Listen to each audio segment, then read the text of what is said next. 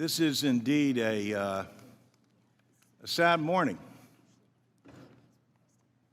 very sad morning, when this committee, the oldest and most continuous in the Congress, neglects its responsibility and essentially holds this hearing today to block any further discussion. The men and women on this committee are good people.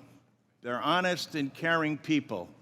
And that's why I do not understand why you would relegate this committee to no longer being of significance and resort to saying you will do whatever Elon Musk and Donald Trump tell you to do.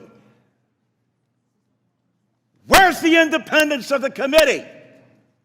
Where's the legislature? We're an equal branch of government. And you start off with a blather, and yet we look at the empty seats here. Where's Elon Musk? I'm sure he's a genius and is a very credible person because of the wealth he's accumulated. But that does not put him above the law or the responsibility to come before this committee in this Congress. If he's so great, if these plans and all the fraud and abuse that he's found are so eminent, why isn't he here explaining it? You know why. Because he's out to privatize Social Security. He's been on television the last couple of days talking exactly about Social Security, Medicare, and Medicaid, and what he intends to do. Privatize it. The American people, some of them may have been born at night, but not last night. People are aware of this. Every single one of your districts, all the money that comes in monthly, and you have not done, you as a Congress, have not done anything in more than 54 years. And now you have someone coming in to privatize a system, something you have longed to do going back to 1982. Because Elon Musk thinks that this is the best thing to do. President Trump has called Social Security a scam. Elon Musk, as Mr. Neal said, called it a Ponzi scheme. Ask that of the people in your district.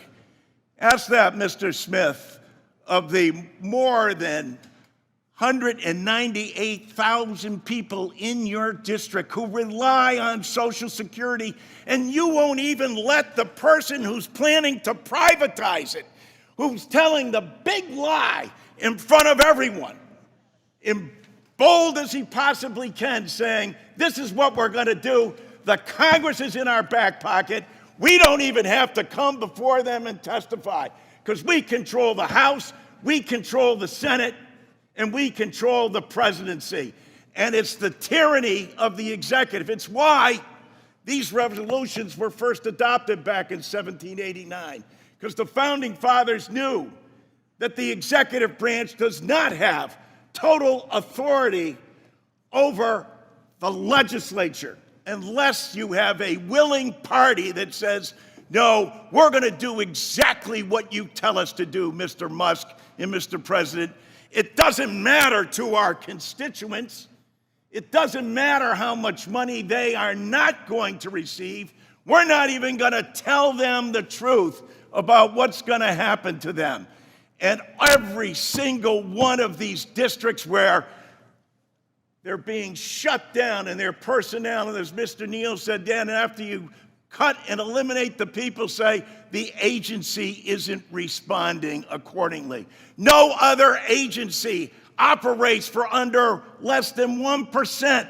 With that, they administer to over 70 million people in the nation's #1 anti-poverty program for the elderly and children. Shame! Shame! Can't bring people in front of this body? If he's right, if they're so good, if they're so just, why aren't they here telling the American people about it? They're not, because you know the truth. It's about privatization. I yield back.